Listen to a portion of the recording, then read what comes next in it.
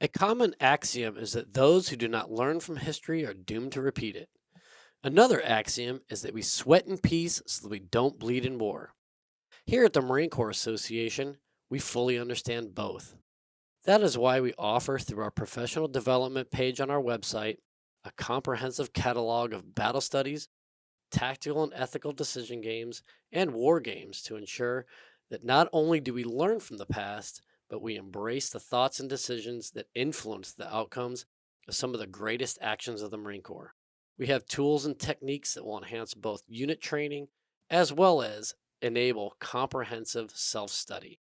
Check out all that the Marine Corps Association has to offer on our website. Go to mca-marines.org/professional-development. That's mca-marines.org/professional-development and get your reps and sets in. Hey, Scuttlebutt listeners, thank you for joining us and for your continued support. I am Vic. I'm here with Nancy. Hi, everyone. And we are really stoked and becoming quite accustomed to our having our current guest in house. It's always a pleasure. It's always a great honor. But our sort of resident in our Amtracker in residence, our walkaboutist specialist, Sergeant Major Justin LeHew, thank you for being here. Thanks for having me out again, Vic and Nancy. Great to be here. Yeah, this is so great. So we obviously talked to you when you came from your last walkabout, and then I was a pack mule for my two kids at the invitation of the Sergeant Major of the Marine Corps for the evening parade a few weeks ago. Little name drop there. Oh, that's what I do. I don't have a lot on my own resume to hang my hat on, so it's all about other people that I sort of orbit around, aka stalk. Okay. And so if they're awesome, ex-post facto, I am awesome. I like where he's at. That's great. Which is why we have Sergeant Major here. But yeah, so I was and so I was pack muling for my kids, completely discombobulated. And then was looking to see if anybody didn't fully drink a beer or wine that I could just take some quick pulls off of. And then someone said, "Hey there, you devil dog." I look over, Sergeant Major Hugh with Sergeant Major Chabot. And yeah, you guys it was great to see you guys there. You guys as well. Wish we could have spent more time. But yeah, the kids were getting a little their fun meter was getting close to being pegged, and we hadn't even started the parade yet. So, yeah, the heat wave wasn't too bad that day, so that was a lot of fun. But yeah, so it was great to see you there. And I guess that's one of the nice things about being in the National Capital Region, right? We get to run into each other and stuff. Yeah, absolutely. But that being said, and speaking about walkabouts, you guys are about to embark upon another. It seems like you enjoy our country so much that you don't want to see it faster than 6 miles an hour. You want to really feel it. Yeah. Yeah, it's kind of interesting because for a lot of things, the 2022 walk that was the product of COVID and kind of coming out, and we had multiple things that were restarting, and Rocky and I had made a couple promises years before that we were going to try different things, and it all just played out. To say that was the catalyst that you saw at that time, that there was going to be this repeated demand signal I thought it was going to be a one and done. Yeah. I know my family probably thought it's going to be a one and done. They probably hoped it was a one and done. It really is. Well, right? for our listeners, just to recap, it wasn't just a let's go do a hike and see some stuff. You guys went from, was it coast to coast? Yeah, it was Massachusetts. Yeah, from Boston, Massachusetts, all the way to Newport, Oregon. Yeah, just over 6 months, 3,325 miles and some change. Yeah, there was some offshoots here and there, and yeah. So to think that was going to be a one-off, I mean, that's rational. I think you're only going to do that once, right? Yeah, I mean, you go deep, long the first time, like right out of the gate. Yeah. But what I didn't know was it really did set like a conditions to be able to piecemeal and back that down to still carry the same thought, the message, and the theme not in such a large, extreme manner that when we got together last year, it was here in the state of Virginia. And it just so happened to coincide with National POW MIA Day, which is usually the third Friday of every September. So they're really, to say that there was this logical plan that said, we're going to do that, and then each year you're going to do this at this time.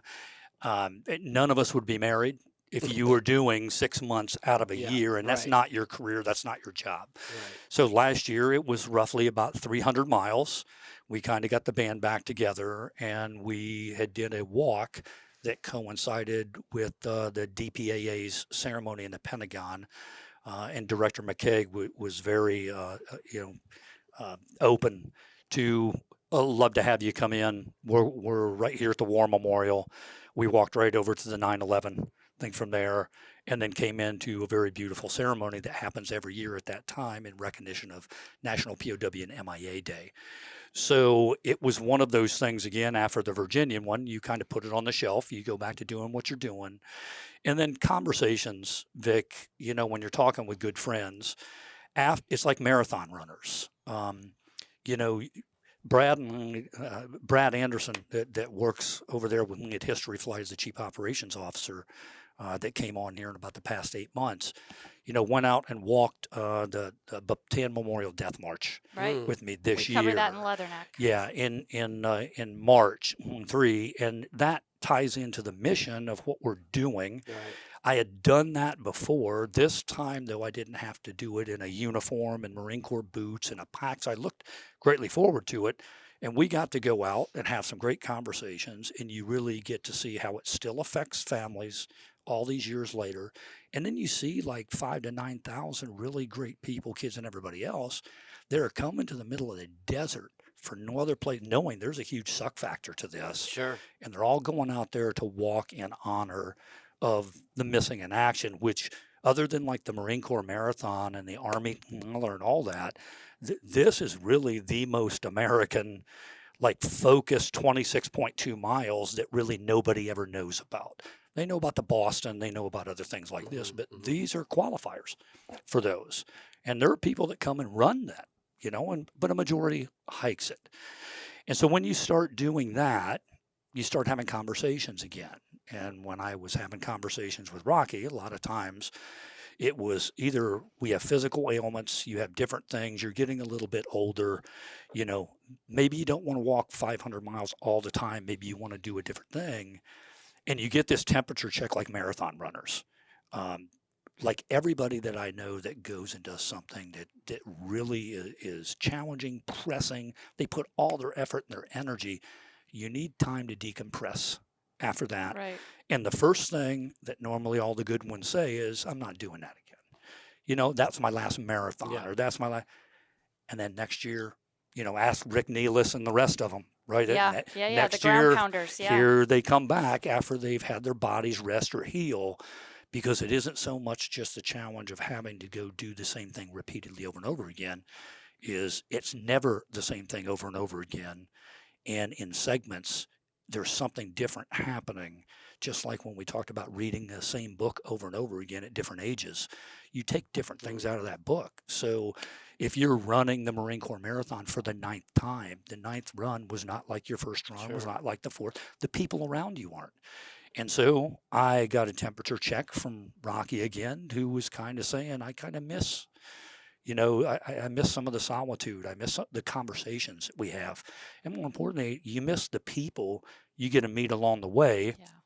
And then you talk about areas and regions again that highlight, like you had said, Vic, that there is so much goodness in America. And what you've got to experience, you really find out when you passionately speak about it.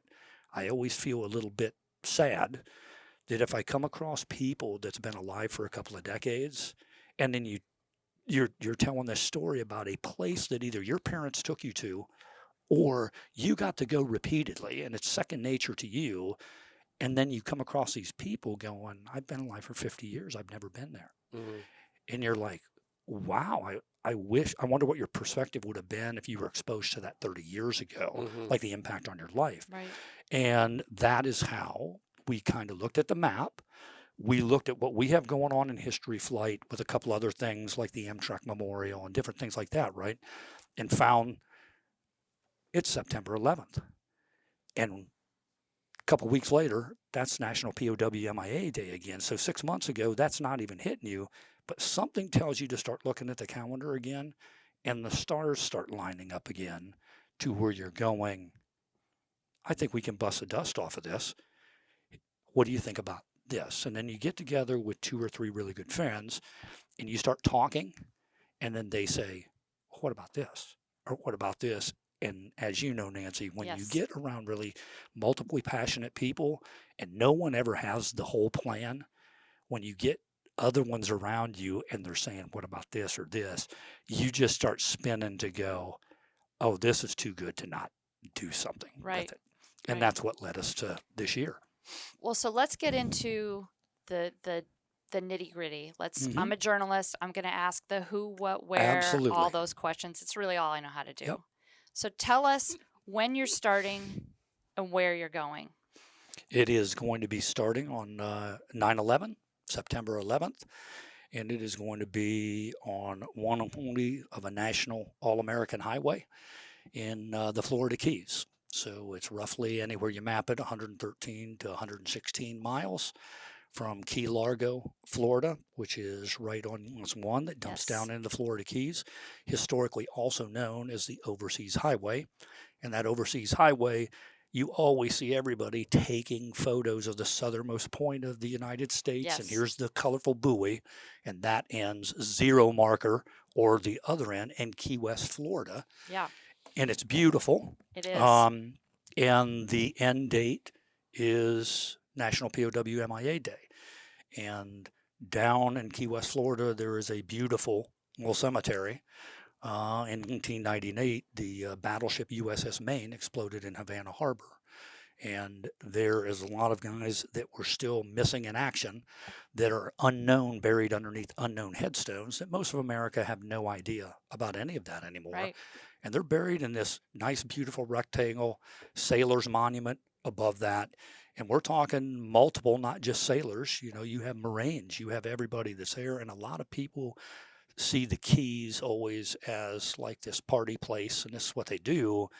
But what they don't understand is the military influence and culture that's existed since the post-Civil War time period on our southernmost border and protecting, the Cuban Missile Crisis. The Keys played a huge thing in the Cuban Missile Crisis. Most people do not know one of the largest hurricanes that ever hit the United States wiped out one of the Florida Keys and the Overseas Highway. The story that you don't hear along with that is how many bonus March veterans died that were building the Overseas Railway, because they were down there to get jobs. And they were promised, as we know, the bonus marchers were promised compensation from their service in World War I. The government had delayed a lot of that, and now all of a sudden, a lot of people are out of work, and a lot of good, healthy men. A lot of, like I highlighted last year, the WPA and the CCC, when we walk through these national parks, they're Right. a product of that. Right. And these guys were trucked down there to build the railway extension from Mr. Flagler. Flagler's Railroad. And right. he really did. And it was the railway to the sea. And this was, everybody called Flagler crazy. And this is, these industrials to do that, which that's why I kind of focused, because, on the long road now, we've heard the same things. We've heard, what do you mean you're walking 3,000 miles? What do you mean you guys are 50 plus years old and Rocky's 45? And, we heard the same things.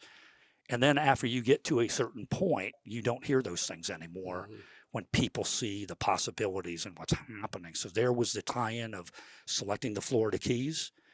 It's during a smaller portion, Nancy. It's more compact than the long road, but also it has its own challenge tremendously, and it has its own threat Yes. written into it, Oh, because yeah. it may only be 10 days, but it is in the middle of hurricane season. Yep. It's in the middle of the rainiest month, limited tourism, and there's a reason September is not tourism season, because of everything we are talking Yeah. about and how fast weather can come in, how fast that. So 113 miles compressed in 10 days isn't just fun and sun and to do that. Not at all. That's right. And regardless of the conditions that are down there, plus 100% humidity and everything else, it ties in once again of just telling people there are these amazing things that you can get out there and do, but one, you need to be safe about it. Yes. And you need to show them how to do that.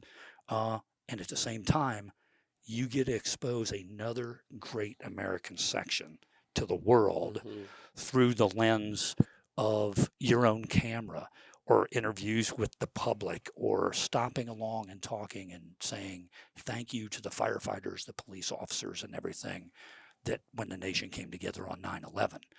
And then this time around, as we get a little bit older, you also get to highlight some of the challenges that maybe you've seen for 2 years since you've walked. Not just the changes or whatever in America, but specifically with veterans issues that maybe wasn't highlighted as much the last time. And now you're seeing a lot of this with your friends, and you're seeing a lot of this through here, to be able to say, keep moving, take one step forward, and you can overcome these challenges. And we're hoping the Keys will be able to do that. Well, it's an absolutely beautiful route. Having lived down in South Florida for several years, I can attest and verify to everything you're saying about the weather.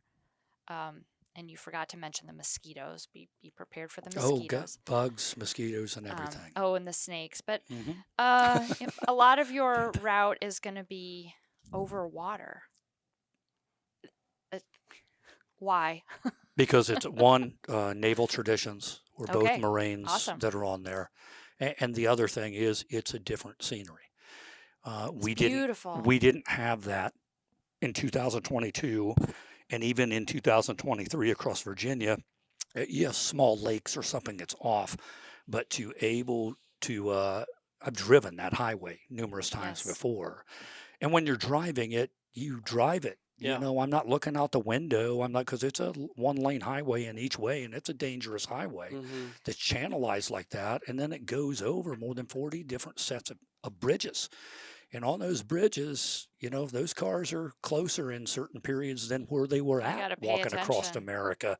So that still resonates in the same way of, I don't believe overall American highways were ever created with the intention of having pedestrians walk on them, and those come with their own challenges. But when you do it safe, you do it at the amazing element that you're able to show somebody that you don't have to walk 100 miles or something like that, but just get out and you can see the nation in a different way. And we found that by walking to do that, nothing replicates that lens. Sure.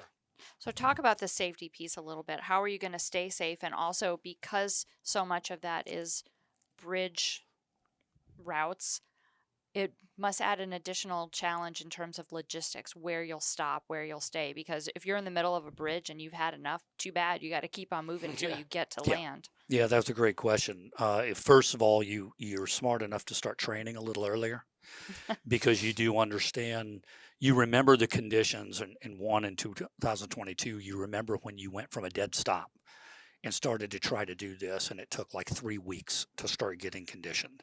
So now you do not, you're older, and now you know that those results aren't going to come quite as fast as they did before. So start doing it now.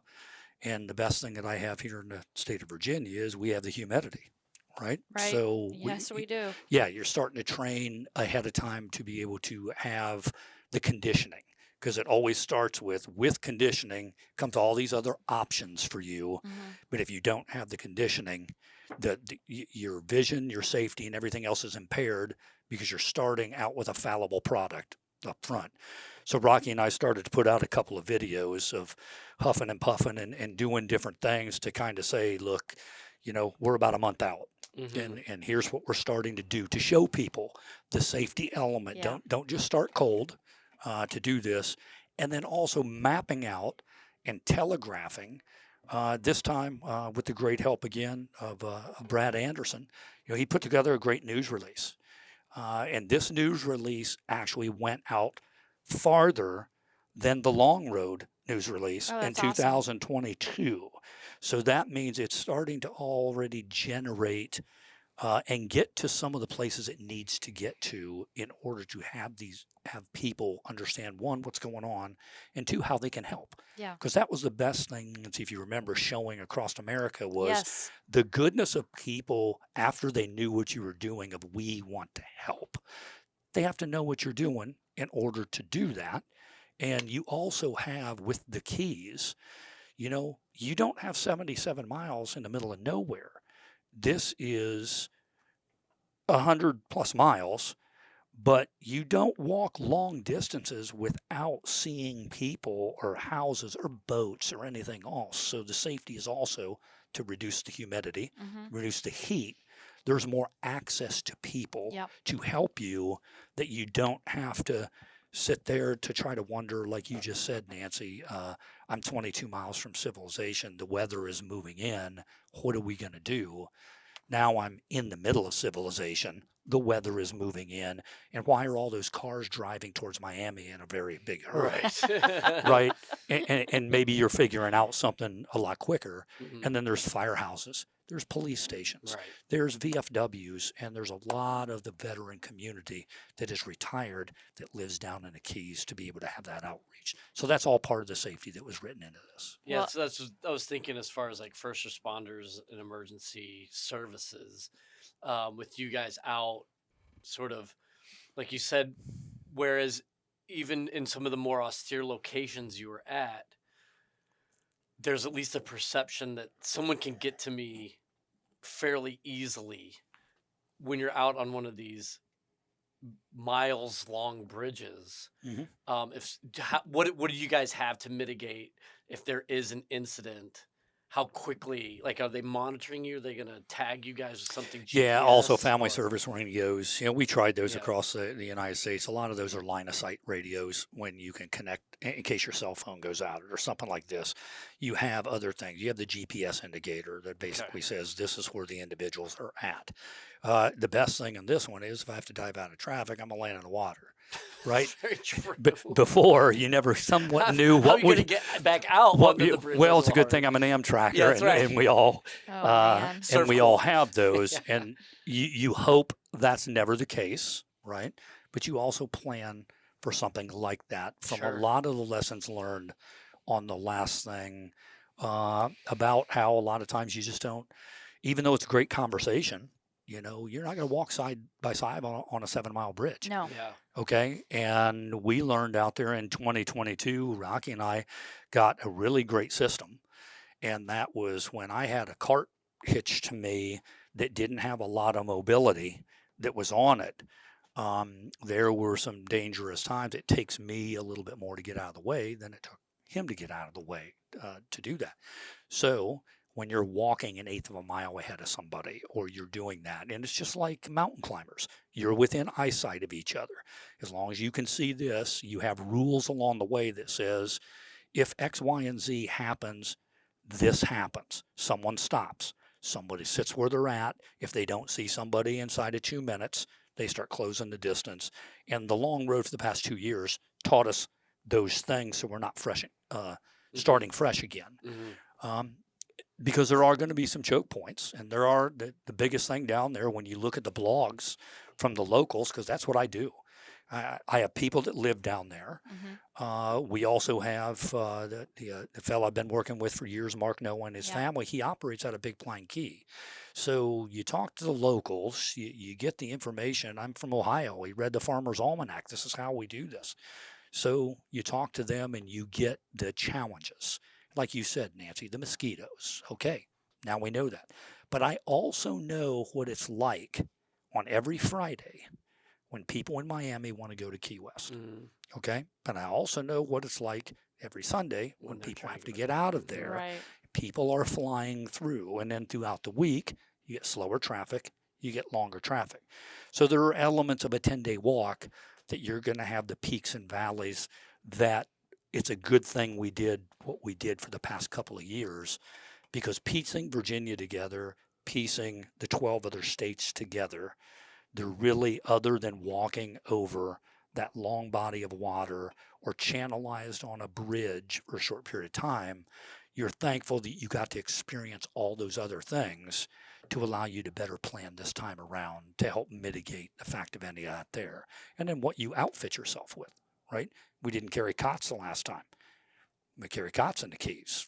Cots add weight, right? So you have to trade off what can I bring to add this certain thing so that you're not laying in sand or bugs or anything else. And you're on a, you're laying in a place that has a 0-foot level water table, right? So you're Yes. going to get wet one way or another, Yeah. Yep. whether it's humidity or here, because you're not at 4,000 feet of elevation. Right. But even though you're not at Yellowstone elevation, there wasn't 100% humidity at the time in Yellowstone in the dead of winter either, so it was a different air. So all that helps you get, small little O2 bottles that weigh absolutely nothing now. That way you don't lose anything on oxygen. That way you have the medical kits that in case the cuts, scrapes, and everything, the sunburns that happen all through the Florida Keys. So I reach out to people that are in the Keys that says, here's the best things for those, Yeah. and they don't weigh this or don't carry that because you can find that every 5 miles throughout here. And then you concentrate on the things that you can't find every 5 miles. Right. And you touched on briefly the outpouring of support you had along the way last time. I noticed you've already started up things again on the Long Road Facebook page. What kind of response are you getting? Are people already back in? Yeah, they're the best thing when they're back in is when the friend requests start coming in that you have to go through 10 or 15 a day to approve. And those are either people that went dormant for a while or they're new people that's connected to the people that's already been on there. So the buzz is starting to generate. And then, you just maintain a good presence of momentum that generates the interest, and it gives people the why. The end result is tuning in to watch a couple of guys do some crazy stuff along there.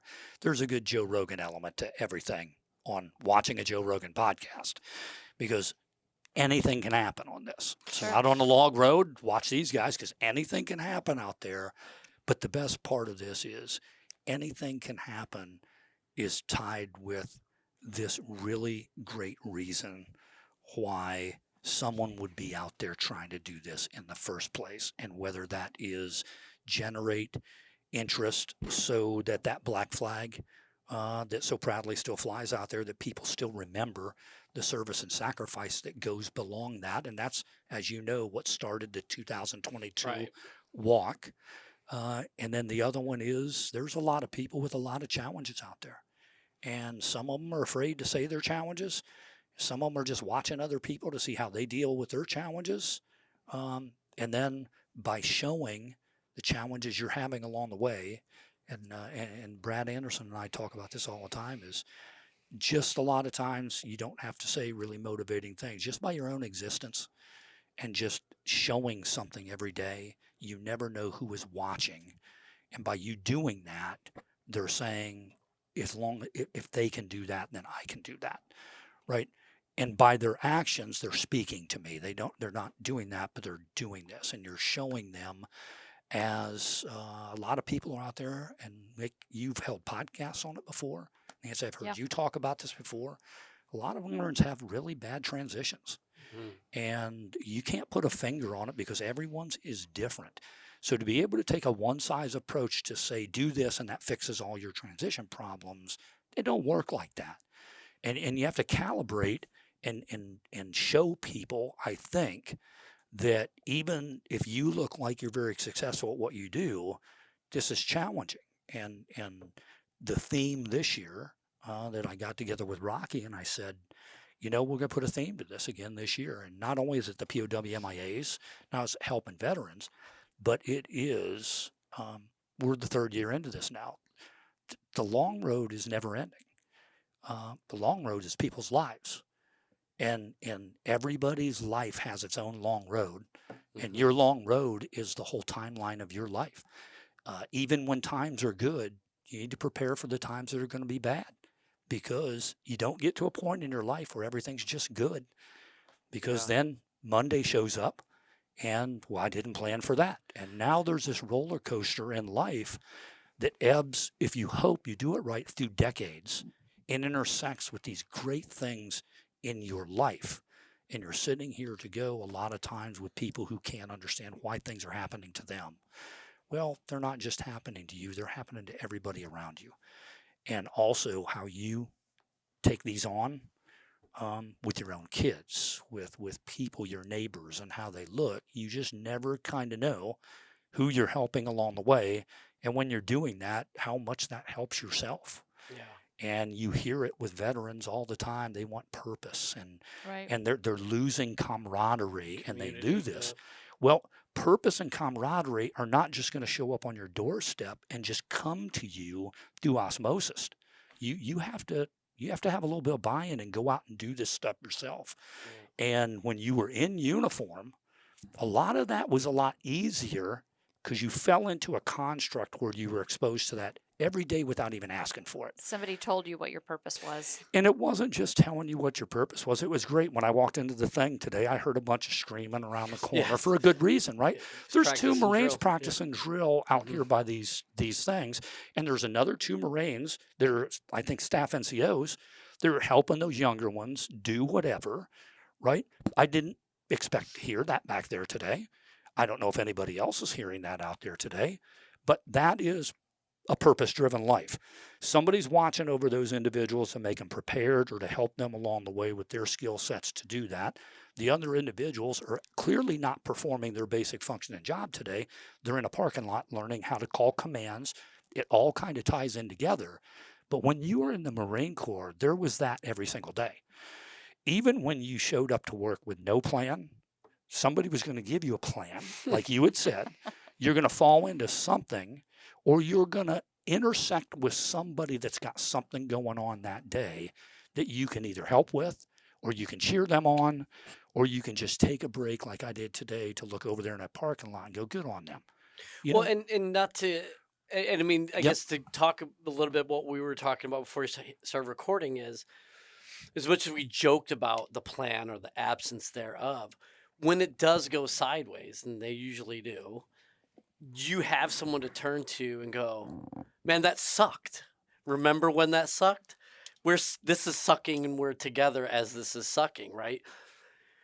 One of the thing I think veterans who transition out miss the most is when I look to my left and right and go, man, that sucked. I'm probably talking to myself. Talk to yourself a little bit. And that's brutal. It is brutal. And thanks for bringing that back up, Vic, because just in short, that is one of the concepts that was in 2022 when I laid out that news release along with Rocky was you are not in this alone. Yeah. You know, I could have went to the Keys and walked, or he could have been walking through Hawaii by himself or anything else. The idea of doing this was always do it with somebody else. Mm-hmm. One, not only is that more pleasant, you have to come out of your shell. You have to do different things because if you're an isolationist, you can walk 100 miles and be in your own head, and that's therapeutic for a lot of ways. But the main safety element that put all that other stuff aside, training, everything else is you're walking with somebody that's in overwatch of you and they're in overwatch you of them. There is a reason that we have two Marines check a gun and say all clear. Right. And even though I know I trust you and everything else, this is not about the trust. It's about watching over somebody. Mutually supporting And fires. Right? mutually supporting fires in the Marine Corps, regardless of what MOS you came from. That was beat into you from a young age is I am my brother's keeper, regardless of race, creed, color, and origin. The battle line all has to be connected together to be strong, and we support each other in and of that element every day. And it's just not like that in the civilian sector because you don't have a large concentrated population that is driving towards a singular goal. And the U.S. military, it doesn't matter if it's the Air Force, it doesn't matter who it is, the U.S. military exists on a plane where everybody, regardless of their part in it, there is a common goal at the tail end when you're wearing a uniform. And that is the strength and security of my neighbors and the United States of America. We are all contributing in our own ways to make our nation stronger, make my unit stronger. The more I can make my unit stronger, I make the nation stronger. it doesn't matter who you are, what service, everybody plays a part. But the eventual construct at the top of the Christmas tree is all the goals, whether it's the Coast Guard securing this, the Air Force doing this, it all ties into this singular structure at the top that says we are all moving to the sound of the guns for this reason, right? That is 1% a multitude of the population that does that, right? Now you are dropped into a hot LZ after you don't have that common goal that's driving toward that goal, and you have your sub goals, but you now compete with the other 99% of the world that is not driving towards the same goal. They're all driving towards their goal, their own personal goals. their own personal goal. Well, and not to get all like Cormac McCarthy on it, but as we're talking about the long road and the road, to one of my favorite books of all time, and I think you alluded to it. I think it's really profound. Is that when you were in your car, you've said you've driven this, but you're tunnel vision, right? Because I have all these other things I have to worry about because I'm going 45, 60, 75 miles an hour. I don't have time to look out the window. But now you're getting this opportunity now to slow it down. Yes. And to appreciate what it means to walk over a 7-mile piece of bridge and actually look over and be like, holy shit, there's wildlife down there or whatever else. Yes. But at the same time, you're also competing with those other folks that are trying to, and I'm not trying to maybe be dismissive of what other people have going on because those are very real things too. Yes, they are. There's something about, and because this isn't a fully formed thought, but I mean, there's something about this idea that, yes, in a way you're competing with, but you're also in a different phase on this long road where you can slow down and appreciate the things around you and really take it in without discounting the necessity or the urgency that these people have in their lives and where they currently are and they need to get to where they need to be. And I don't know, I'm just... words are just coming out of my mouth. No, it is. And when you interact with the people that are out there, right, the best thing is a lot of people are looking. I don't take for granted. A lot of people are looking and going, I wish I could do what you do. I wish I could stop my life right now to walk for 10 days across a certain thing. It's a blessing to have been able to earn a spot in your life through the decisions, your family, your friends, and everybody else to be in a position of a lot of us at these certain parts in our life. We didn't get here overnight. So when you have the 23-year-old that wants to backpack across the Appalachian Trail, and that's different than a 59-year-old that wants to backpack across the Appalachian Trail because the time, the resources, the things in their life are different. Yeah. But that doesn't mean that you need to have it now. I got to walk it now. I got to do that now. No, sometimes you're doing that with somebody who is in the rat race driving one of those cars looking over there and going, if I work hard and I do something like that, you know what? I hope I get a chance to do what they're doing. Because when you stop, you get to talk to people like that. And the best thing that we found out on the long road is I can't remember the last time that we ever had conversations out there that we were talking about ourselves. It was, what are you doing today? Thank you for, we'd stop farmers in farm fields, if you remembered, in Iowa, and just say thank you for what you are doing in the middle of this farm field, because nobody does that to them, right? And what you are doing matters. And so to be able to go through the keys, to be able to walk into a post office, into one of the keys, as simple as everybody does every day, and you really think about it, you get a walk in there, it's got that flag out there, but how many times do you ever walk in there and thank the person behind the counter for doing the job that they're doing? Because they are moving large quantities of people's lives through there every day, whether they're credit cards, whether they're hospital bills, whether they're everything else for the average American. And a lot of times they're going in there and probably getting mail shoved at them or there's something like this, and then they show up to work every day and they process people's lives. And some of those are birthday cards, they're greeting cards, they're everything else. And imagine what the world is like without that person to do that. And I don't believe that the person behind the counter that just makes the donuts every day, one, probably feels appreciated in the way that we all have got to in our lives. when we're coming back from combat zones and people are lined up in airports shaking your hand and that, it's just, you feel like you just won the Super Bowl. And these are these people from all walks of life. But I found that the everyday person in America is what truly makes us Americans different from anything. So to be able to go into a place and just be able to say, we're out here walking, whatever, just wanted to stop by and say thank you for doing what you're doing today. And because of you, you're making a difference in people's lives. And I have found out just in that small incident, they don't have to know who you are. There doesn't have to be long conversations. You're going to walk out of that and they will remember that for the rest of their life. They may not remember your name, they may not, but they're going to go home that night and they're going to say, you're never going to believe what happened to me at work today. And the funny thing is always sometimes manages to intersect right at the times when people need that the most in their life. When they were thinking about quitting, or they were thinking they're underappreciated, or their last customer was a jackass. That's exactly right. And then boom, here you go. And it's really not hard to give that kindness or to show that kindness to anybody, even though you're going through bad days yourself. A lot of times the best way to get over your bad day is to make sure somebody else is having a good day. Right. Yeah. Right. I love that. Well, so I think we've got all the who, the what, the where, the how, the why, and the when. www.teamlongroad.com. You can follow on Facebook. If you can follow whatever posts that we have, that's the Team Long Road kind of goes to one-stop shop again. And of course, it ties in with our mission at History That's Flight, right. which is www.historyflight.com. So you can't go wrong.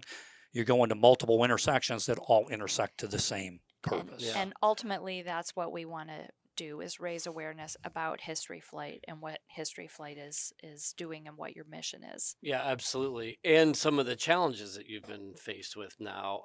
Obviously, because I know all of our listeners follow the Gazette so closely, and I appreciate everything you guys do for. But in all seriousness, I mean, a major thing, if you can get through all of the minutia with our domestic stuff, anybody paying attention internationally knows that of the many hot spots we have going on right now, your guys' AO is in the top 3, and it's not getting better. I think, what was it, a couple weeks ago, the Philippine Navy, I think it was some sailors and the Chinese, floating militia or whatever the hell they're called, gotten like an axe throwing conflict recently. That island chain is turning into a real, what we would call it's gray zone operations. It's a gray zone activities big time, and you guys are getting caught. So could you talk a little bit about well, I guess for our listeners who haven't been paying attention or haven't tuned in earlier, just really briefly, what do you guys do at History Flight, and then how it now is our sort of gray zone activities with China and interfering with what it is that you guys do? Absolutely, Mick. Thanks. History Flight dates back to 2003. It was originally started by a man named Mark Noah. That was a pilot flying for UPS. Also had kind of little like a flying circus. You see air shows around the nation, and B-25 bombers and AT-6 Texans and things like that. And a lot of pilots were coming together. And in 2007 timeframe, when the housing market's going into a crunch, the economy's getting really bad. People are losing their mortgages, all that. Well, that affects that kind of industry too. And they had found, really quickly, that a lot of the people that went to the air shows and they were flying in these old airframes, they got these stories, and you're listening to, I used to fly over Germany, and I was the ball turret gunner, I was the waist gunner, I was something like this. And the resounding thing was all of the individuals would always tell you about the ones who never came back. It didn't matter how many missions they flew or anything else. It wasn't about them. It was about Tech Sergeant Larson, or it was about something that you could still see all these years later. It's really, they wanted to know where these people were at. There was this hole. So they kind of transitioned to start doing more POW and MIA stuff, and with a focus in World War II, the focus in the Pacific. Right. And Mark and I intersected about 2015 when I was a TCOM Sergeant Major. when he was made an honorary Marine. And myself and Major General Jim Lukeman at the time were the host ceremony for that. And we stayed in touch. I transitioned from the Marine Corps, and at the time, like we said before, Vic, being the TCOM Sergeant Major was such an awesome opportunity because you have the Marine Corps University here, you have the History Division, you own all these things, and you don't own them per se, but you have oversight of all of this stuff and this activity, and a lot of what the POW-MIA situation intersects with a lot of things here in Quantico. So you get really good at it, you get to research a lot of things, and there's a demand signal. And then you end up wanting to transition to become a part of something like that, right? Because, not only once a Marine, always a Marine, but I am my brother's keeper, and it was a combat force multiplier for you and I and everybody else growing up. Is thankfully we had a generation that fought in warfare that we brought our dead home. We didn't make these big graveyards, and even if somebody was gone for 24, 48 hours, Marines, soldiers, sailors, and airmen are going out of their way to make sure that we don't have these incidents like Somalia or something on the American television sets. Right. And so that carries over. If you're a true believer, which I am, that carries over. That's fluoride in your own water. That's in you. To say that just because you took a uniform off, that does not leave. And here's how you can impact that. So matching up with an organization, History Flight, that provides a great partnership to the lead agency, which is the Defense POW-MIA Accounting Agency. And most people don't know that the nation has an agency that is responsible for this mission around the world. And although they fall within the DoD construct, that is the one element in the DoD construct that is not building up weapons and everything else to go execute this mission. They're a government organization that executes a humanitarian mission. And now this, as a private partner, is a humanitarian mission. A humanitarian mission that had people, become one of the best in the world at it. Humanitarian mission that has such an international cast here that we have introduced on different podcasts before, that are archaeologists and scientists and disabled veterans and everybody else kind of coming together to get at this problem. And this problem is about 81,600 missing Americans since World War II are still laying on battlefields or in oceans and shallow waters around the world. And the demand signal by the American families are they want their boys home. It doesn't matter if it's Arlington. It doesn't matter if it's in mom and pop's graveyard out here. So to be intersected with 94-year-old kids that made promises to their parents and watched their parents pass on, and mom on her deathbed is basically saying, as I pass from this world, Janice, please promise me you'll never stop looking for Jimmy. That is heart-wrenching. And these telegraphs all throughout the world, that once again, these are the greatest people that make up who we are in America, that have sacrificed so much of their own blood and their skin in the game. If that boy came home from the Pacific, their life changes. The whole direction of something changes. So when you have people like the Sullivan brothers, that all of her sons die in the U.S. Navy on the USS Juneau, that changed the trajectory of your entire family's existence for the next 100+ years. And you find out that happened in almost every American town around the nation. And we still have not healed from those wounds. No. And now we have organizations that are out there, both private, like ours, in conjunction with this great mission with the Defense POW-MIA Accounting Agency, where we come together to try to get at the best way to go about doing this. And we were really doing that. Up till 2019, we had the two largest recoveries in the United States history of the Marines on Tarawa. Soldiers, sailors, and airmen, not just Marines out there that fought that battle. And then 2020, when we were on this great trajectory, and you got a couple of teams, and you're in Europe working on 6 different sites, and the organizations are firing on all pistons, really getting at this problem. And then a world pandemic brings everything to a screeching halt in 2020. Not just our missions. It brought a lot of people's lives just to a screeching halt. And I can still sit here and still remember some of the most heart-wrenching things were to find people that you were being told this was the greatest generation. And they're 85 and they're 90 years old now. But we're going to go to a funeral where you're not allowed to attend the funeral anymore, and they're being buried in obscurity after 90 years of their life. And their family is there, but their family's not looking around and seeing 500 other people that really cared about their loved one. Or they're dying in hospital beds, and their families have to look at them through glass. I think people forget that. I think we as a nation, and even in the world, have somehow rapidly glanced over the fact that that is what life was like for a lot of people in 2020 and into 2021. And we all didn't know what the world was going to look like after that. Right. And now you're walking around and you don't see mass, you don't hear anything. It's just like, did that actually happen? Well, it did happen. And it did happen that we left a lot of individuals throughout the Pacific and battlefields around the world, not due to the fact that people didn't try over the years to go get them. Just there's a lot of different circumstances, but that doesn't mean that you don't stop trying to do that. And our region was the Pacific. And History Flight had been working out in the Kiribati Island chain.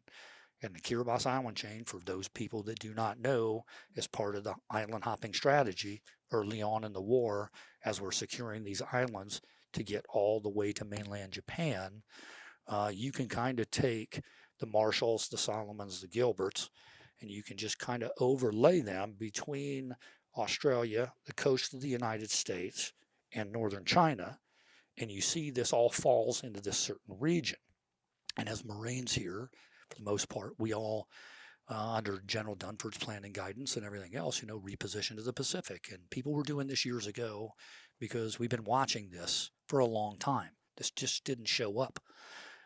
And if you know your history, you follow what's happening, and you follow how people are securing certain parts and islands, and you following naval defense strategy of island nations. And you can just look back in the 1930s, and it may be different countries doing different things. They're overlapped and flipped now, but they all learn. And the problem is those countries still to this day, a lot of them don't like each other. They definitely don't like us being out there. And it's very hard to run a 501c3 as a humanitarian organization in this diplomatic sphere, to have people who are strategically posturing for war or detente to try to prevent something from like that happening. They kind of overlook that these humanitarian things out there that make us who we are as human beings still exist. And this mission still exists. And the mission becomes a casualty and a byproduct of all this movement that's going out there. And Kiribati, most people don't know, because you hear a lot about the Solomons. You hear about the Marshalls. You really start to hear about the Philippines. You hardly even hear about the Senkaku Islands and everything. Those were flavors of the day. It all ties into what's going on. It's all in this big band from Guadalcanal all the way up. And then when you look at Kiribati sits more strategically located than even these other places that we're talking about, in conjunction with status of forces agreements with the island of Guam, Hawaii, coast of the United States. You look up into here, and there's this band over here that a lot of people seem to be paying a lot of attention about. And I believe that because people paid a lot of attention here, it allowed in 2020, 2021, and 2022, in the absence of a lot of activity out there, it allowed nations to posture and take advantage of situations because they were not put in check. And that happened on the island of Basio. We have not been able to get back in as a United States. I mean, even the DPAA on the island of Basio, where we still have over 300 men laying in the sands waiting for rides home. We even have them in Pelican cases that are waiting for their ticket to come home. And for a couple of years now, it's not just here, but the United States of America cannot come in at certain times to perform a humanitarian nature. And it's more focused there than a lot of other regions. You'll see the activities still in Vietnam. You'll see it in some Mhm. of the other outlying islands. Great news reports coming out, great activities of other partners that are making a difference, and they really are. And Right. History Flight's still making a great difference. We just have a different challenge on a 365-day-a-year project that we've been doing for 10 years, that diplomacy states that there are other things that influence that greatly now. And so when we're talking diplomacy. So some of the things that you had referenced, in particular, the Philippines, Vietnam, have very either long-standing relationships diplomatically with the U.S. or have warming, in the case of Vietnam, relationship with the U.S. and U.S. policy, especially as it pertains to China. Um, the islands that you're speaking of, are these sovereign independent nations, or are they territories? Or so if you could maybe That's unpack some that's a of great the, question. I think yeah. Kiribati is a sovereign independent nation And since the 70s. Yeah, we always just think of like Tarawa when you're thinking like that, but the Kiribati is a multiple atolls yeah, that kind of run from Macon all the way down. Bayshio, where the Marine concentration and the Great Battle happened, that just happens to be the industrial hub okay, of the nation of Kiribati. yeah, So a lot of the concentrated effort, that's why there are 40,000 people that live down there. yeah, That's why you can't really swim in the water because of contaminants that are in the water, because it is the industrial. Think 1847 New York City and the sewage and everything else. That's yeah, kind of yeah, what you have out there. Nice. And it's also the hub of a fishing industry, right? The Kiribati Nation exists off of fisheries. And a lot of things that has happened like over the years are struggles over not only strategic choke points like that, but strategic commercial points right, yeah, that have came into the island chains and have exploited a people that barely still can put shoes on their feet or anything yeah, else by saying, we'll build you this nice, big, beautiful highway. You just need to give us the next 100 years of your fishing yeah, rights. yeah, And people do that. And you may have also seen in the past 5 years, the nation of Kiribati has been, whether it's the United Nations or anything else, on whether people are a climate believer or they are not, from being out there on the island, there is a big worry of their people that they are not going to exist in 40 right, years. right. And they do have Water levels this are water level rising. threat. Yeah, And, the nation, the president of Kiribati is like the number one speaking person when the climate scene comes together for the world. That person of that small little island nation is the one they focus on to get the most attention, because he really is worried about, I don't know where we're going to displace my tribes yeah. to, where my population is coming from. Well, especially if their main, sort of resource is fishing. You get as you guys know, I mean, you get a couple of degrees plus or minus that change in the water, and it completely changes the dynamic of the wildlife there. And then you have everybody else that changes over according to whatever. It's no different with tribalistic natures. It's no different with uh, politics of larger nations. Sometimes politics of smaller nations are more egregious than politics of larger. It's more like your local, state, and federal governments that affect your own little thing. A lot of time are more really politically like at each other than national Sure, parties sure. are. Well, out on those islands, they are like that, and they're very tribalistic. And every few years, the tribes change over leadership. And so with that leadership comes influence, Yeah. and external influence that sways what is the flavor of the day Well, right especially now. if you're desperate, like if you're facing what you perceive to be an existential threat, no one's really looking at the fine print on a loan. They're like, we need infrastructure. I need Yeah, infrastructure. I need to feed my people. yeah. I need to do all this. And I want to get reelected, so I need to provide this now. Right. Yeah. And Kiribati, what most people do not know, that we're tracking COVID. For all these months, Kiribati was high on the world tracker as one of the last places in the world where COVID ever got to. COVID was everywhere. It was France. It was here. We're shutting borders and all of this. And all of a sudden, each week, they would put up a tracker that says how many cases are in your nation or whatever. They went almost to when the world was opening back up and nations are starting to open because the threat is lower in that. Kiribati at that time still had no COVID cases because the threat was if that gets on this island, 40,000 people are going to get wiped out. Right. So they took all these measures to lock this down. And when the world starts opening up, right, just about the time that we're going to get starting to work again, we're going to do whatever we have to do, somehow 2 fishermen off of an old trawler managed to get on shore at Kiribati and get tested for COVID, right? Which locks the nation down for almost another year. Jeez. While the rest of the world is now opening up. Well, doesn't take a genius to probably figure out why maybe that happened as they kept this off. And that happens to be fishermen from different nations that managed to get off these ships to do this. And they need treated. So you're going to Batio, but now the lockdown happens. Well, when that lockdown happens, Vic, as the rest of the nation is now opening up and making their trade deals and everything else, you are not. But you are now making your deals with one nation that you're becoming dependent on because they are saying, well, don't worry about it. We'll feed you. We'll get new cars. We'll do the infrastructure. We'll build you new roads and bridges. And at the same time, we're all these other people that abandoned you for all these years, right? And it was, the New Zealanders, the Australians, we're here doing this now. That's a multicultural influence out there.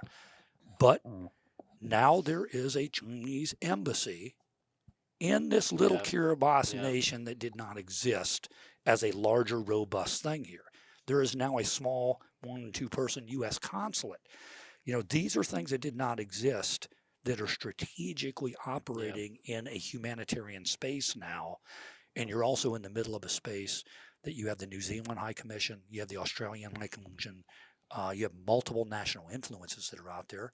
I mean, the Mormon church is out there, and they're doing missionary work that's on that island, just like churches have done for years. And then in the middle of all of that microcosmal madness, underneath that infrastructure, and is at least 300 more missing Americans. That we were on a very good trajectory, if you remember, because you helped in the Leatherneck, did articles. We brought 33, a whole row D in 2019, these beautiful things. And the support is there. The donations are coming in. It's a feel-good thing for American. Contributions are everywhere you get this. And then you have to walk the long road to get not that attention, but to make people understand that that mission never went away. And this thing, these boys are still waiting for a ride home, whether it's Burma, whether it's China or anything else. And now the message simply needs to be, I'm not kidding you, we kind of joke about panda diplomacy. We really do. I turned on, this is a few months ago, news at the house, and the big news was pandas at DC Zoo. Because that's always a big deal here. Yes. Huge Okay? deal, Because the last ones left. San Diego Zoo right? lost theirs, right? That's right. Yeah. They left. And to a lot of people, that was China and America made agreements years ago where we do these. And the pandas for the zoos are always the biggest draw that comes in. And now you're sitting here hearing all the saber rattling happen, right? And the pandas ain't coming back, and the pandas all this, and no one's going to deal with China, and China's not dealing with anybody else.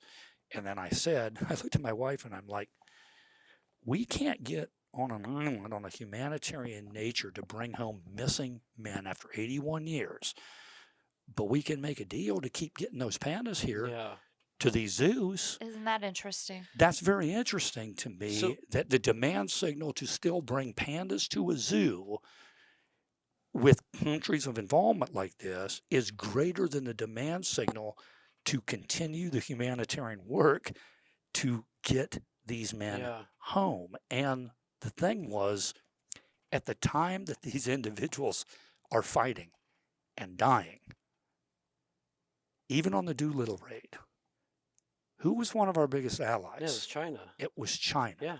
It was China that guys landed in on the Doolittle raid. It was China that helped a lot of these things along the way. And there is a lot of Chinese soldiers that are out there. There's a lot of everything else. And you're still sitting there going, it can't just be me that still resonates with. So that was my question. Then what is what is the process then, or what is the way? Because obviously, we're trying to build awareness on this issue, but what is the advocacy? Are you able to work directly with Chinese officials? Do you have to work through the State Department? Is there an NGO oversight? Like what? How is there a way to make progress other than just being stuck in a waiting game? It's probably one of the best questions, right? It is one, understanding wherever you're at in the United States and understanding the situation that we have to get at, right? And the situation is fulfilling the nation's promise that we will not leave these people behind. Regardless of what's going on, that mission still exists, okay? So you look at what is preventing that, and we just talked about a lot of the things diplomatically in the world that prevents that. So the first thing is advocacy within your own towns, with your own leaders, with your own senators, with your own congressmen, asking your own people, first of all, what are we doing to help this? What are we doing? This state is missing 119.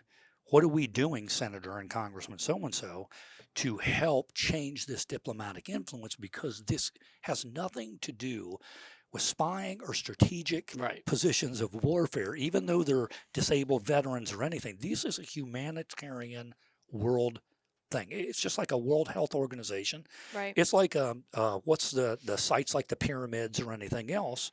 This is that kind of mission, and this kind of mission needs to get at that.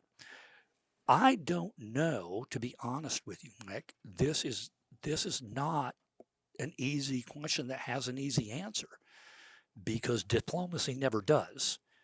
And there's never any one point of I push this button and this happens over here, because you don't know who's got their fingers in the mix talking to who that's trying to influence certain things. But the end result is there has to be movement on behalf of the U.S. government that makes people understand this is a humanitarian operation. Just like if you're airlifting people off anywhere else. And within that humanitarian construct, there are rules and there are laws and there are negotiations that can happen. And it is up to the leaders to make that a priority. If you don't make that a priority and nobody pushes that up the chain, nobody's going to focus on any of that. Okay? And right now, it is very sad in the nation. People have a huge aversion to death. We all do. It doesn't matter if you're culturally or anything else. It's really easy to probably raise a lot of money to get something that you can tangibly see a benefit in a human being when I give to something. That's why it's PETA. It's anything else. I can do this. It's very hard for people to wrap their head around the effect of what that donation or what it is. What is the tangible return, right? Well, we are one of the only nations in the world that honor our dead like this. One of the only nations in the world that travel around the world and say, we want these individuals back. A lot of other cultures, it's not ingrained in their culture to do that. So when you're weighing the care and the concern to certain cultures, if that's not their thing, one, they're not going to advocate for that moving up the chain. Here in America, we should always, because this is who we are, this is a promise that we have made to generations of people. And this is all that's still right and good about America today, regardless of Democrats, Republicans, nothing. This doesn't have that pressure. Right. So one, it's the advocacy, and two, it's understanding what the mission constraints are. And three, it is getting at the problem rather than taking a watch and wait scenario. It's how can I help? It's who do I know? It's what phone call can I make out there? And more importantly is, I know it's Brad Anderson, it's Justin, or Nancy and Vic, I heard your podcast. I don't know how I can help, but I'm calling you to ask how can I help? And then it's connecting people with the people because you got to keep turning keys. To do nothing is not an option. Right. To walk away is not an option. And you just don't know who out there you haven't reached yet that has the key to move something. And I really do believe that we can move past a lot of the diplomatic holdups that people want to counter bombers over here with missiles over here or anything else. And you know what? We still have to do all that up here, and we have great people to do that. But at the same time, diplomatic wise, on a humanitarian nature, nations can advocate down here at the bottom line. Yeah. Because this, honestly, is probably one of the greatest things that you can roll in because it's so emotionally based to people. And diplomacy is emotionally based. It's getting someone else to look at a different way to move a problem that people coming together, sitting at tables, are going, I'm not giving you this, or you're not giving me this. And that is why these talks take forever, because it's finally getting the person in there to make the immovable person go, I didn't look at it like that. Now that you put it that way, let's make this happen.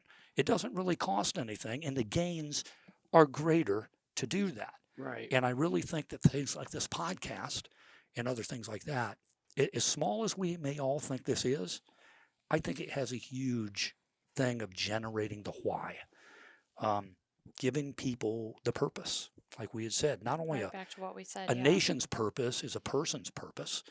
And once you see that there is no strategic posturing or anything else, and I just don't like the fact that these people that have given so much to include families today, but more importantly, these men, and unfortunately now it's men. This isn't biased right here. These are all missing men because we didn't leave a bunch of women in large-scale combat to do that. So that has, once again, it's not Republican, Democrat. There's no bias. There's no focus. So when we say it's the missing 81,000 men, it just happens to be men that are there, right? I find it absolutely abhorrent that people use those men as pawns. Absolutely abhorrent that not only did they have to give their life defending what they did years ago, and then for years they're living under pigsties, other infrastructure, and everything else that are forgotten after that. This is almost like, well, God, we know we're there. We know they are there. What's preventing us from getting at them?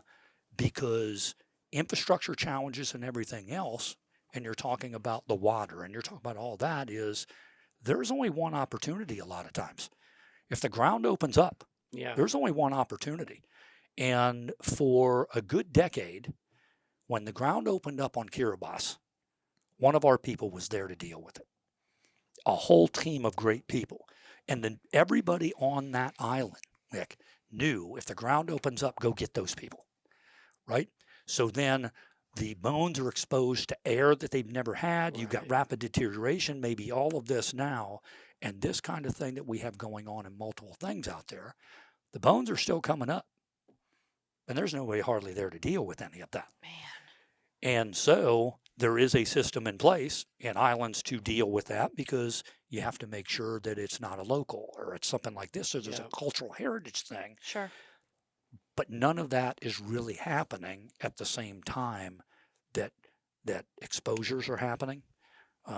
Scientists on the ground who were able to secure those kind of things aren't able to secure. And more importantly is those humanitarians that were doing that before, they're not just doing that for our own. They're doing that for every combatant that was out there. And not only that, what they are giving back to the Kiribati cultural resource heritage and the nation of protecting their own stuff.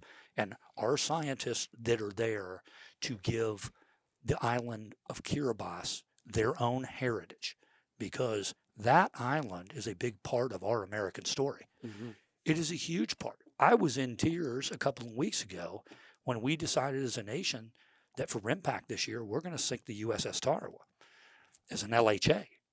Now, strip the emotion aside, Vic, Brad, see, anybody that's here, I used to be intricately involved in the 3rd Marine Regiment of running RIMPAC years ago with Colonel Nate Nastasi, one of my great friends out there. I know why we sink these ships every year. And I know why we have to do that, to test our own capabilities and our own capacities on the weapons we have today, how they interact with strategic platforms. And we have all these old platforms. So we randomly choose if someone's not going to make them museums or they're going to go to the scrap heap. Certain ships get selected for certain missions. It's a pretty big deal when we're going to roll out an LHA and we're going to destroy an LHA and send that to the bottom. One, there's got to be a good reason why we selected an LHA. Well, maybe there's a really good reason, because maybe there's another people out there now on the high seas that actually have peer equivalent equipment that didn't exist 20 years ago that does now. And we have these strike platforms, and they've replicated these strike platforms. And these are old platforms. But to be able to sit there to go, my wife went to war on that ship, on the USS Tarawa. To be able to have recovered all these Marines for all these years from the island of Tarawa, to be part of Task Force Tarawa, to grow up in a community where we were all known as the first wave to do that. There is such a connection. So to watch the USS Tarawa go down, and then you look at the Kiribati people and they're in tears because that's their connection. That ship was named after our island after this battle. And the nation of Kiribati is intertwined on the humanitarian nature to do that. Because for all those years you put the pilots at the side, you're there to help people. And the more that I can reduce the infrastructure impacts of securing areas in schoolyards that they know that there are no cemeteries or remains underneath there, that one, it clears it for kids, it clears the infrastructure to then be laid that doesn't have to be disrupted years later, because that's already cleared. And it's cleared both personally and professionally to do that. And more importantly, it's not only cleared from historic sets of remains, you're protecting them from the thousands of tons of unexploded ordnance that still comes out of that ground all of the time, that they have no, they don't have the qualifications to deal with that stuff. And so to have all of that, what I had just said, and thanks for providing the opportunity, because in a nutshell, I really do hope that people listen to the last 20 minutes of, one, how they can make an impact with that, but two, how they can, this is a lot more than just a simple question that's going to need a wicked hard problem with a lot of people to come together, but they should be able to come together for the right reasons on this, to not be influenced by these other reasons. Yeah, a solution to this is a solution to one thing. I mean, it has an effect on many, many different aspects. And it helps so many different people, not just Americans, not the Kiribati, not the healing process of the Japanese that are trying to deal with things, the healing process of the Korean slave laborers that are getting uncovered that is out there. So you're talking multiple things, but you're also talking multiple thousands of years of culture that have intersected at different times in their culture. We're just a drop in their culture's bucket for 249 years. These have been warring cultures, cyclical, for thousands of years. And one just rises to the top, suppresses the other ones over the years. But trust me, people don't forget thousands of years of what cultures did to each other to influence. So it's really hard to cut through that to make people really understand the humanitarian nature that revolves around their problem, for enough of them to collectively come together at that table to say, we're going to do that. Well, and you also employ people, locals, to work for History Flight. And so their economy is also It's giving impacted. back to the economy. It's giving people jobs. It's feeding families. It's rebuilding better than you found it. To watch how people live in America compared to how people live in a grass hut on an island with 3 or 4 kids, and the life expectancy of a child is, if they're lucky to live past the age of 8, they have a better life expectancy that may get them to 40. But you don't see a lot of people in their 80s and 90s running around the island chains that are out there, right? So to be able to then take that and say, you know what, not only are we going to put that back, mama or anything else, I have medics that work on this team. And these are combat trained medics that have dealt with large city populational problems in villages on talking walks throughout the world in some of the most hostile conditions. I have a medic there to make sure that my people are taken care of. But when the medic is not taking care of and helping out with this situation, the medic is walking through villages helping their people out. Yeah. And they're doing it with their own dime. They're bringing their own 40 compression bandages. Every time we send somebody to the island, they don't go empty-handed.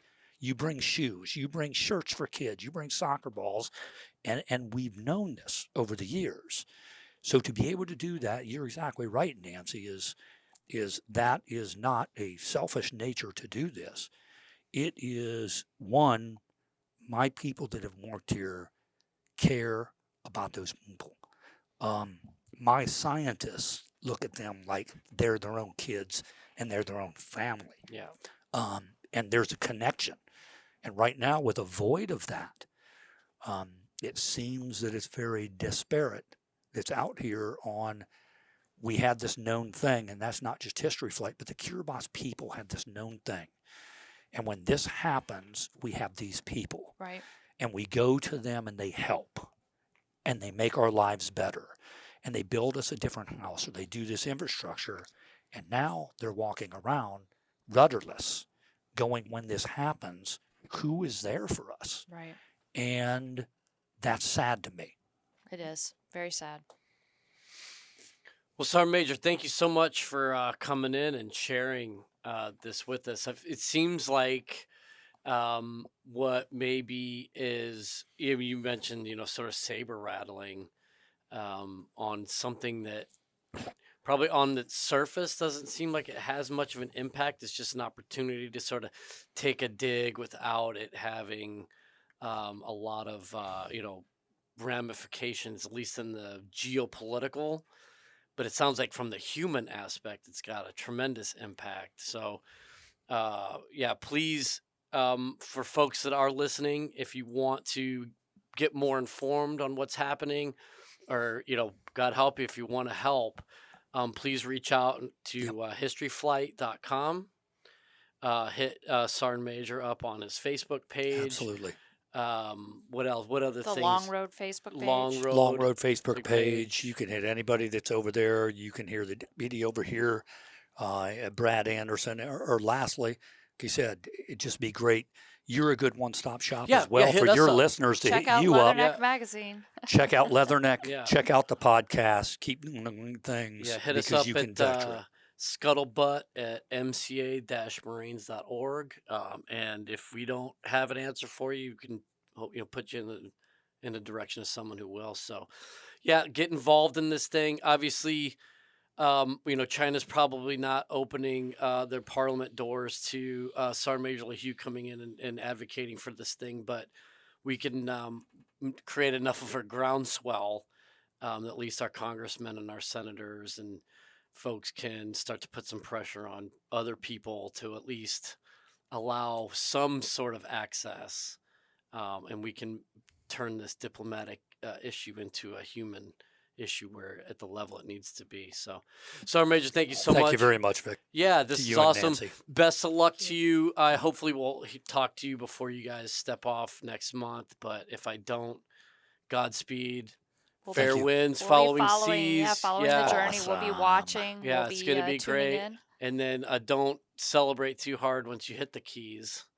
I mean, it's hard. Yeah. It's hard not to. Right? Yeah. But thank you again so much for being here. Thanks a lot, Vic. The Marine Corps requires leaders of all ranks to have a deep understanding of war and the employment of force. MCDP 1 reminds Marines that the military profession is a thinking profession. Every Marine is expected to be a student of the art and science of war. It goes on to say that every Marine has an individual responsibility to study the profession of arms. Self-directed study in the art and science of war is at least equal in importance to maintaining physical condition and should receive at least equal time. The Marine Corps Association understands the critical importance of ensuring that Marines are as mentally ready for combat as they are physically ready. That is why we offer an entire page dedicated to wargaming on our website. We have recommendations for both tabletop board games as well as computer games. And for Marine Corps Association members, there is a discount code for Wargame Design Studios that you can find on the website. Wargames are a great way to immerse yourself in history and to put yourself in the shoes of the great leaders of history. Go beyond guided instruction and experience the thrill of wargaming. Check us out at mca-marines.org/decision-making-exercises/wargaming-2. That's mca-marines.org/decision-making-exercises/wargaming-2. Take your training to the next level. Scuttlebutt is a production of the Marine Corps Association. You have heard the voices or contributions from Major Vic Rubel, USMC retired, Nancy Litchman, William Truding, and our guest. Ty Frazier is the editor, sound engineer, and technical producer. The Marine Corps Association is not an agency of the U.S. government.